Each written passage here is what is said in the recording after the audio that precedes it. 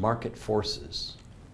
In 2014, a professor of materials engineering at the University of Washington in Seattle in the US designed a new way to absorb impact from bumps, crashes, and hits. It could have been used for packaging of delicate products or bumpers on cars or other things. But at the same time, market forces threw an opportunity forward. A professor of neuroscience studying the brain was dealing with an emerging crisis in the American football game. Football players were getting severe brain injury over time because of the many collisions they had with other players' helmets. An important syndrome that would become a multi-billion-dollar problem was emerging. It's called chronic traumatic encephalopathy, or CTE. The two professors got together and took this technology and built it into a new helmet design. The helmet reduces every impact by over 60%.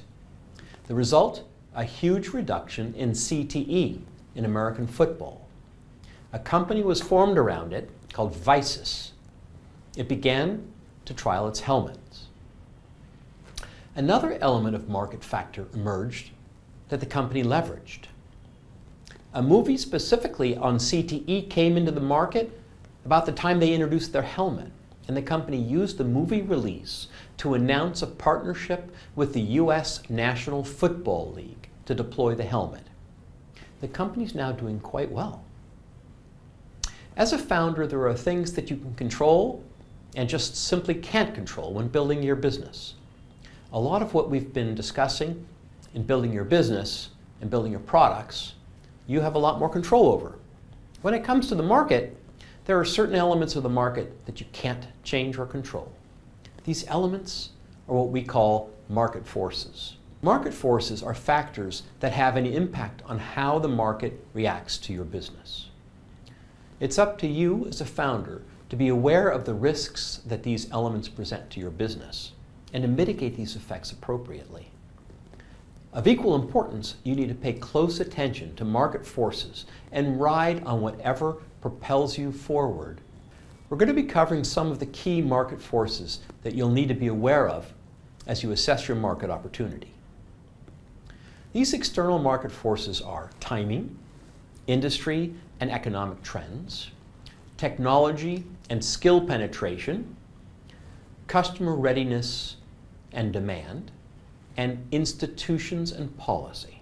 Timing is the most important market force that can make up, build your business, or break your business.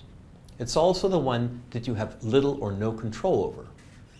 Bill Gross of Idea Labs has a very famous TED Talk that we'll point you to discuss market timing and how it affects your business. There's a sweet spot where it comes to entering your market. Being too late means a lot of competition. Being too early can break your business in a big way too. Being a little early to the market when you have to activate demand is far better than being late. Being right on time means you can ride the wave. Industry and economic trends are part of market timing, but they're also related to the growth of the industry. If your market opportunity is growing and expanding in the future, meaning you're able to find even more customers in your market in the future, that's a very exciting place to be. Technology and skill penetration is also related to timing, especially in emerging economies. Consider this.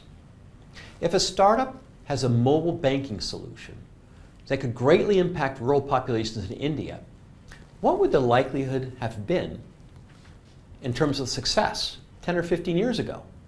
Not likely. While mobile phone penetration in India is rapidly expanding today, a number of years ago, this was not the case.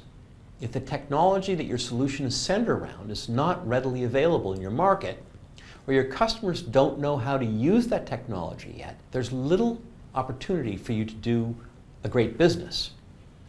Customer adoption is going to be like pushing a boulder up a mountain in this case. You need to decide whether it's worth it in the long run or not. Customer readiness and demand is a factor that's ingrained in Venture Basecamp's training on understanding problems and talking to customers. I won't go into detail here, But in a similar lens, if your customers are not even aware of a problem, it's going to be very difficult to build demand for a solution. You must identify a market where your customers are aware of and ready for a solution and willing to pay for it to solve a problem that's important and growing.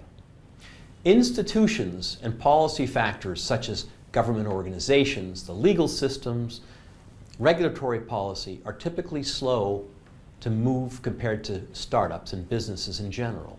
In addition, the government policies that are proposed can or cannot be very reactive to a given technology.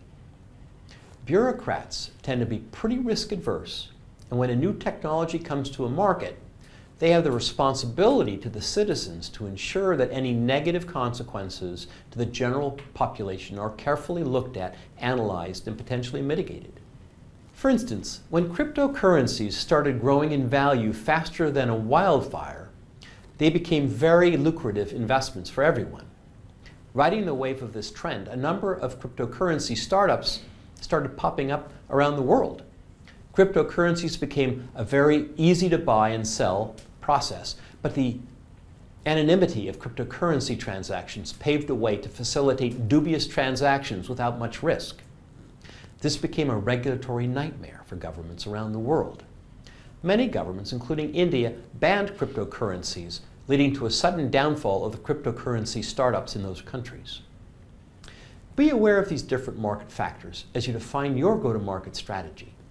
While you don't have very much control over these elements, taking appropriate action to reduce any risks that those elements might present to your business can make or break your business. Having the foresight to plan and prepare for them is a critical skill for an entrepreneur to hone.